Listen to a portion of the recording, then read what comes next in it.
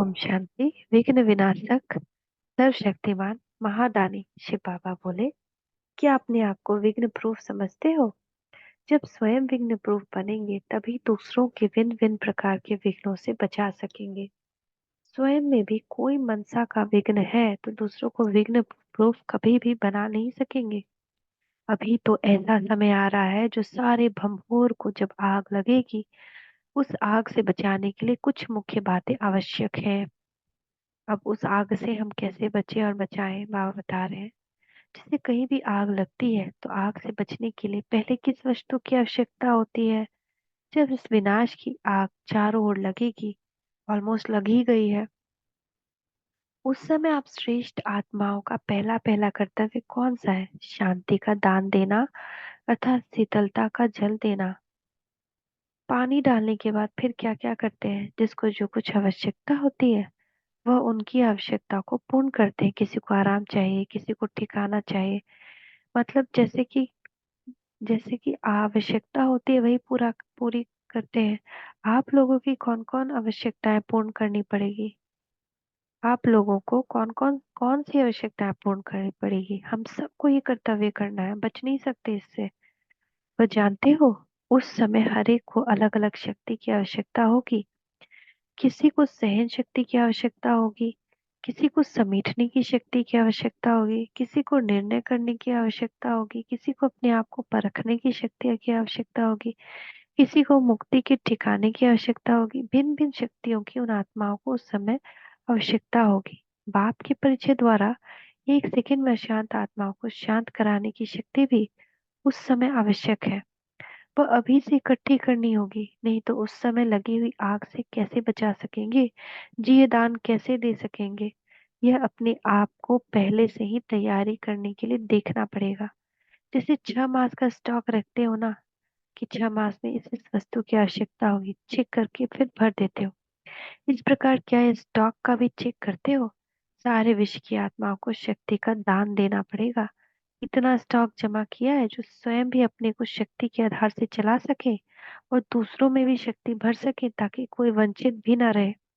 अगर अपने पास शक्तियां जमा नहीं है और एक भी आप आत्मा वंचित रह गई, आपके पास आई शक्ति दो और वंचित रह गई, तो इसका बोझ किस पर होगा? जो निमित्त बनी हुई है। तो आपके आसपास जितनी आत्माएं हैं ना, वो आपके लिए निमित्त बनी हुई है, आप उनके निमित्त हैं। तो अपने अंदर शक्ति भरे ताकि उनको शक्ति दे सके।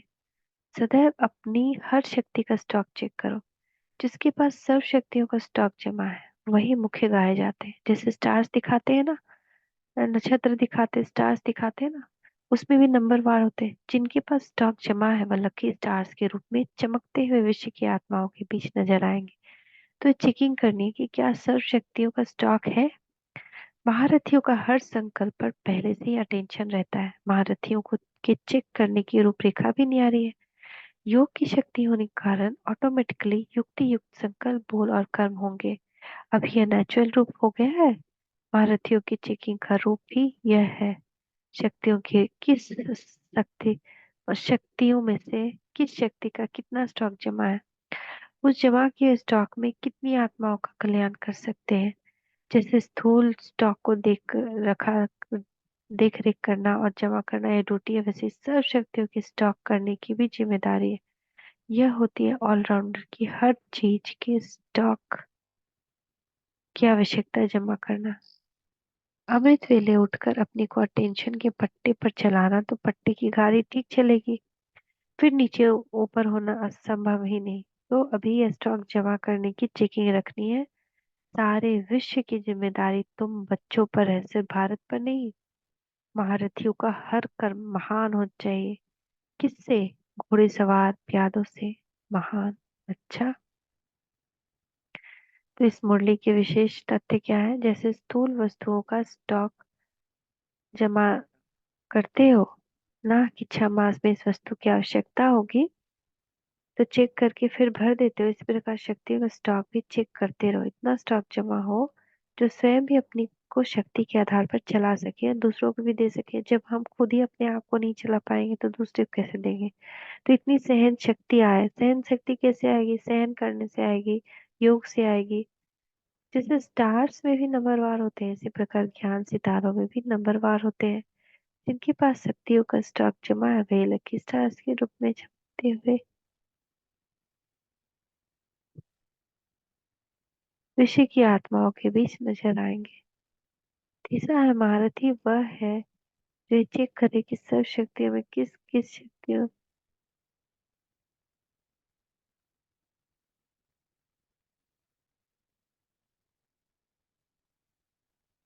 महारथी का वह है जो ये चेक करे कि सब शक्तियों में किस शक्ति का कितना स्टॉक जमा हो, जमा किए हुए स्टॉक से कितनी आत्माओं का कल्याण कर सकते हो।